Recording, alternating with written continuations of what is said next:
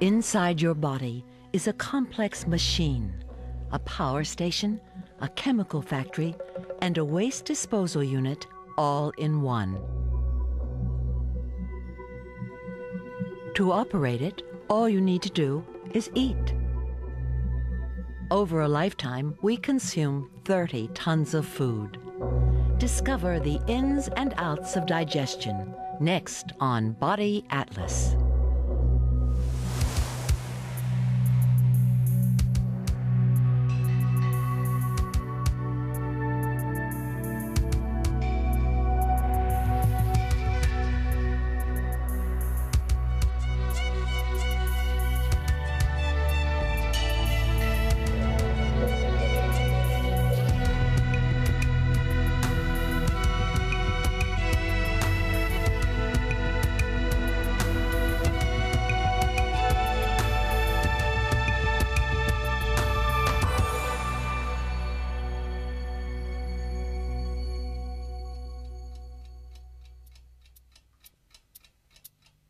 To sleep, perchance to digest. Although Gary's mind is switched off, his digestive system is never off duty. It's still busy working on last night's dinner. Food is the starting point for everything that happens in our bodies. Just digesting this food takes 10% of our daily energy requirements. 70% is expended in keeping the body idling, running the processes that keep us alive.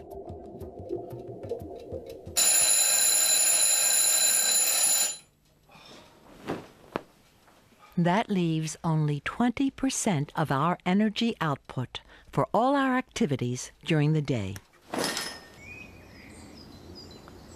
Food is the fuel that we burn when our muscles work. It provides essential nutrients that keep us healthy.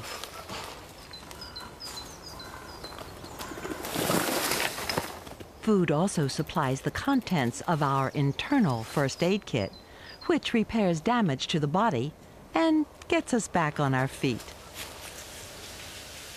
Gary's ready for breakfast, the meal that breaks the overnight fast. From table to toilet, the food will make a 24-hour journey through his body. The raw material comes in many shapes, sizes, and tastes. In a lifetime, the average person consumes 8,000 eggs, half a ton of cheese, 6,000 loaves of bread, 1,000 gallons of milk, 24 pigs, and a ton of fruit.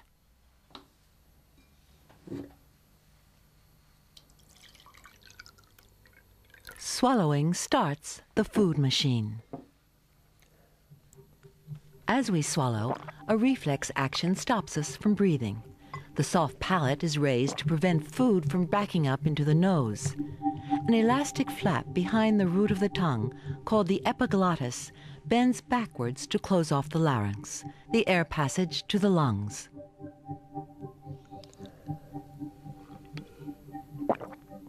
The mouthful is steered safely into the esophagus, a muscular tube with a lining very like skin. Waves of contractions pass along its walls, propelling the contents with such force that you could drink standing on your head. These contractions, called peristalsis, are the start of an ever-rolling conveyor belt that carries food and drink through the entire process of digestion.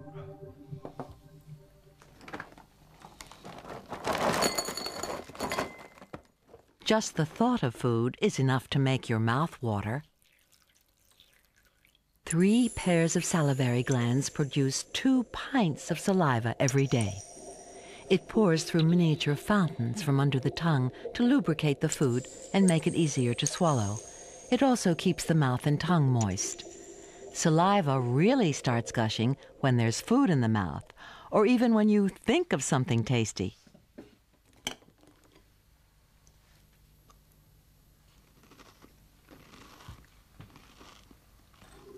From here, the food has a twisting 36-foot journey through the digestive system.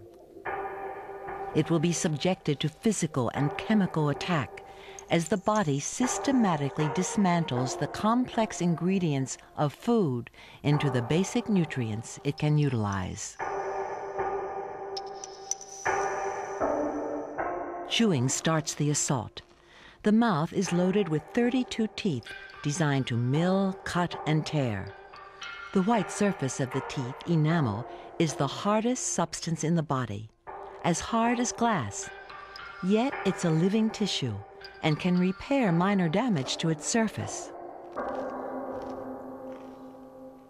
As the teeth demolish the physical structure of solid food, saliva mounts a second attack. It contains two enzymes, chemicals that help pull apart the food's complex chemical structure. One of these enzymes breaks down starch molecules into sugar. To test this, chew something starchy for a minute or two and you can taste the result of this chemical reaction, a sugary sweetness in your mouth. The mouthful of food, or bolus, is squeezed down the esophagus, a journey of only 3 seconds. This is the gateway to the stomach, a valve at the bottom of the esophagus. Beyond is the inside of a muscular bag, about the size and shape of a boxing glove. The stomach is a food processor. It pulverizes what we eat, diluting or concentrating it, preparing it for the next stages of digestion. It's also a reservoir for holding food between meals.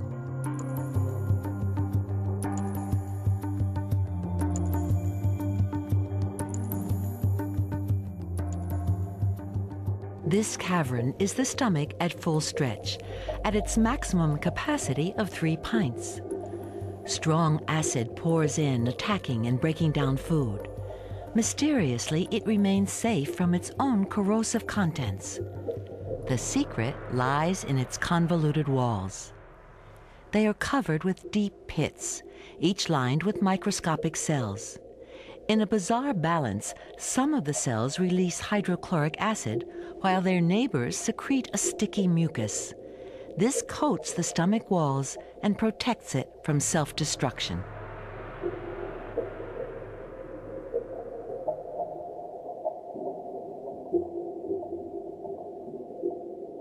The stomach lining pours out almost a gallon of gastric juice a day.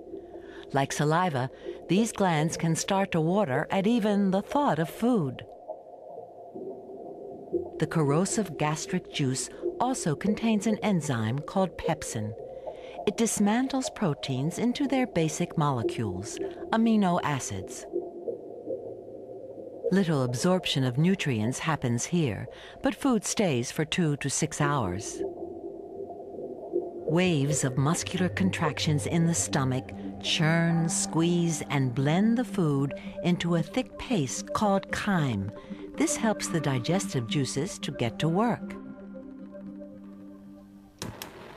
Our versatile food machine can't cope with everything we throw into it. Some foods have structures that we simply can't digest unless we give nature a helping hand.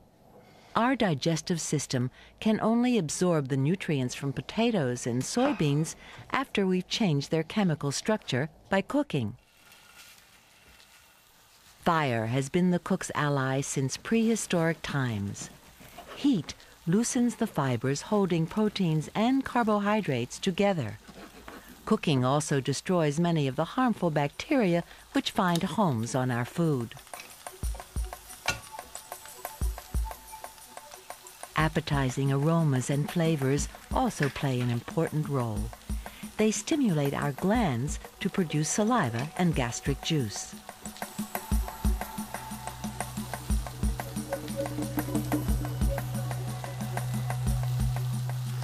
They also bring a special pleasure to cooking. Well, some do.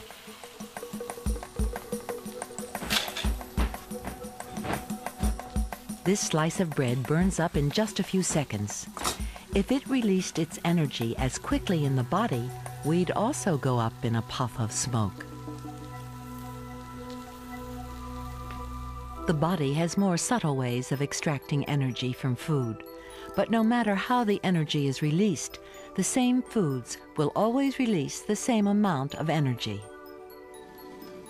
This experiment reveals the amount of energy in ordinary white sugar, exactly 1/2 gram of pure carbohydrate. Energy is measured in calories. In the bomb calorimeter, the sugar burns in a flash. It produces 2 calories. A teaspoonful of sugar will give 20 calories. All carbohydrates produce about the same amount of energy. Other foods may be more or less efficient energy stores. Fat contains over twice as many calories as carbohydrate. While the sugar in our diet gives us instant energy, fatty foods provide us with a more concentrated form of fuel. It's almost 3 hours since Gary had breakfast. Most of it has now left his stomach and is starting its 20-foot journey through the small intestine. If our digestive tract were a straight tube like a worm, we would have to be 30 feet tall. Instead, our intestines are neatly looped into coils to fit inside a convenient-sized body.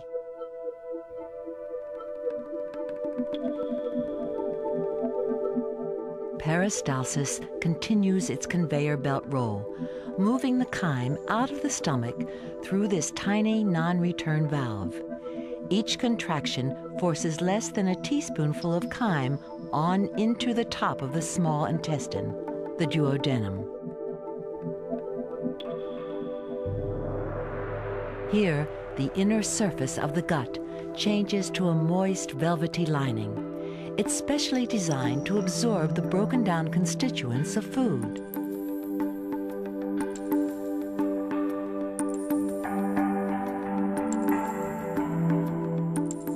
These tiny finger-like projections, called villi, increase the area for absorbing nutrients. They give the lining of the small intestine an area 10 times greater than the surface of your skin, enough to carpet a living room.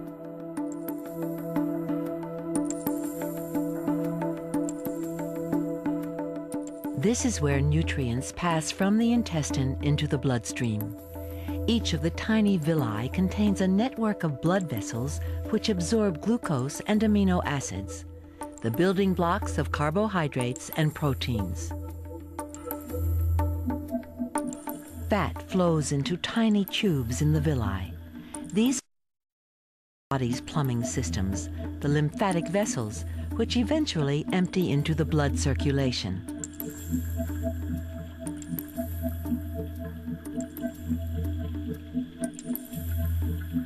This dense network of microscopic tubes is wrapped around the small intestine to carry away the components of food. After we've eaten a heavy meal, blood floods to these capillaries from other parts of the body, leaving our muscles weak and our brains foggy. We are what we eat, and a healthy body needs a balanced diet. The science of nutrition has pinned down the essential ingredients. From thousands of different foods, our bodies need only 40 different nutrients. There's no such thing as a perfect diet. What is meat to some is poison to others. But somehow we have to take in the essential nutrients we need to stay alive.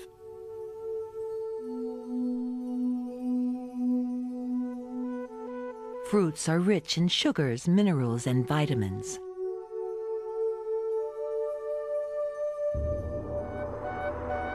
This is a crystal of pure vitamin C, found in citrus fruits like oranges. It's responsible for the health of our bones, gums, and teeth.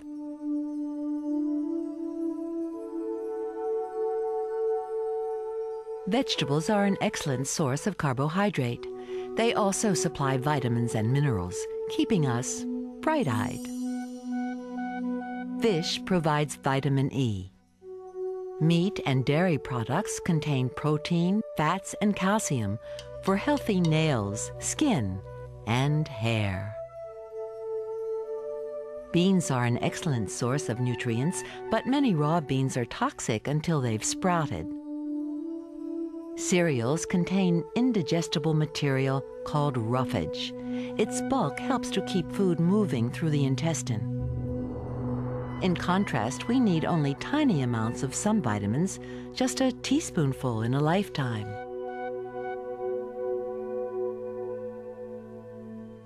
To digest all these different substances, 3 organs packed around the stomach produce a cocktail of digestive juices. The liver, the gallbladder, and the pancreas discharge their chemicals into a single duct, which runs along inside the duodenum before emptying through a tiny valve called the sphincter of Oddi.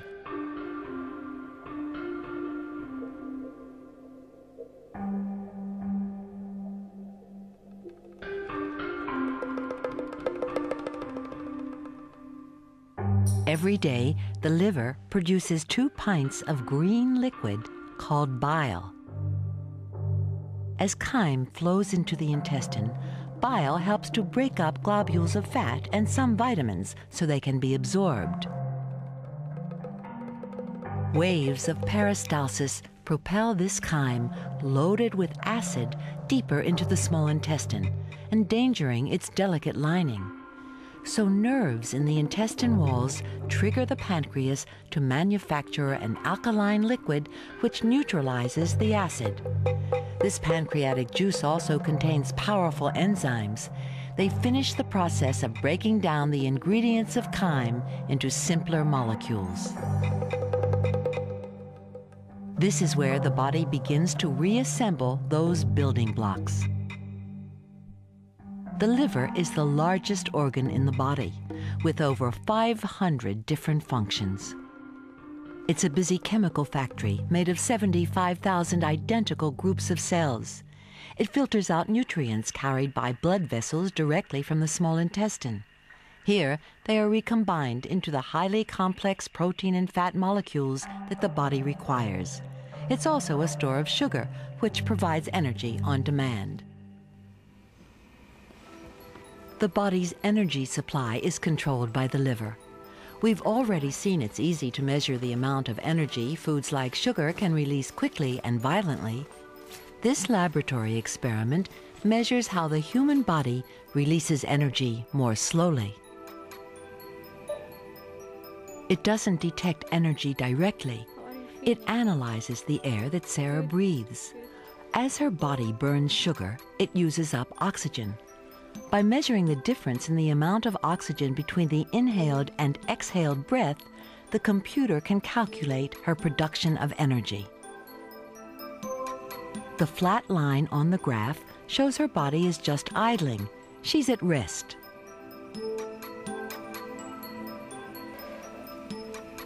Okay, Sarah, let's start doing the exercises now. When Sarah starts exercising, immediately her oxygen consumption rises. Her muscles need fuel, so the liver kicks in with extra supplies from its energy stores, provided by earlier digestion.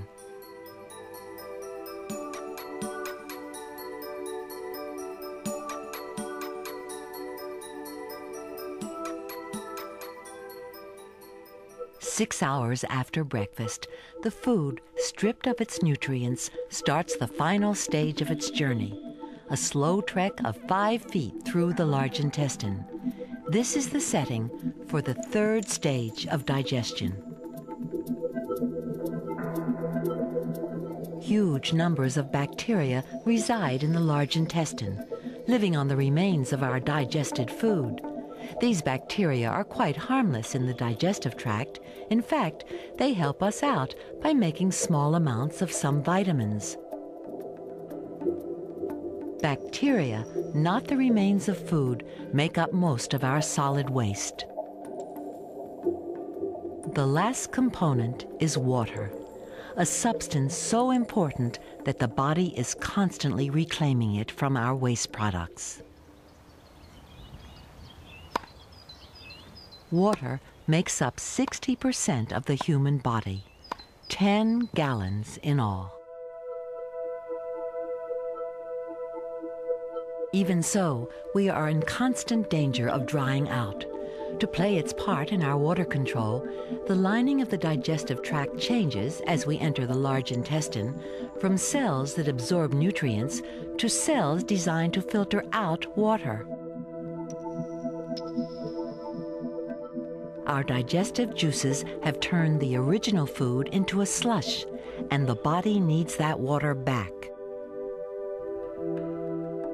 2/3 of the water in chyme is extracted by the large intestine, filtered out by a microscopic sieve of cells.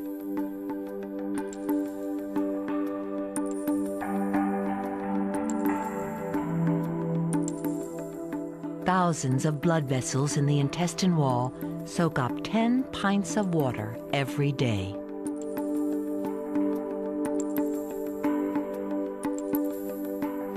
A dense network of capillaries carries the reclaimed water and absorbed nutrients away from the intestines and back into circulation.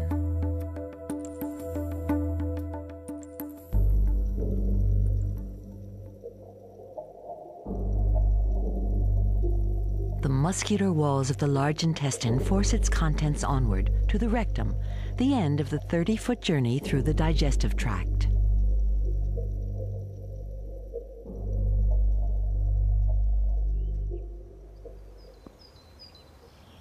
Water drained from the large intestine may end up in the skin. Sweat glands secrete water to cool us when exercising hard or on a hot day. We can easily sweat a couple of pints without even noticing.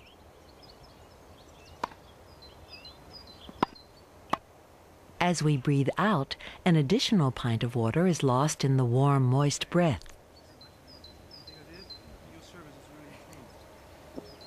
Even without strenuous exercise, we need to replace as much as 5 pints of water every day.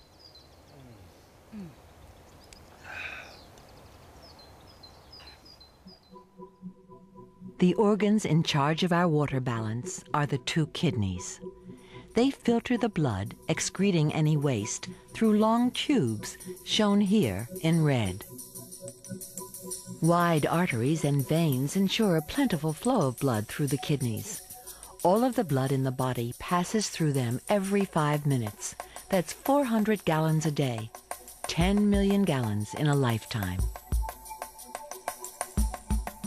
Each kidney contains over 1 million filter units. Blood flows through a knot of capillaries. Water and waste is filtered out, then collected by intertwined tubes. 99% of the cleaned water is then returned to the blood.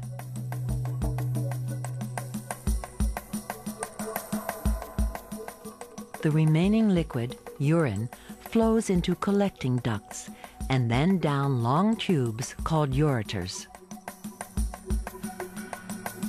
Just a few pints of urine flow through these tubes every day. The amount depends on how much we drink and how much we sweat. Urine is produced slowly during sleep and quicker during activity. The 12-inch journey ends in the bladder. Urine pulses from the end of the ureters.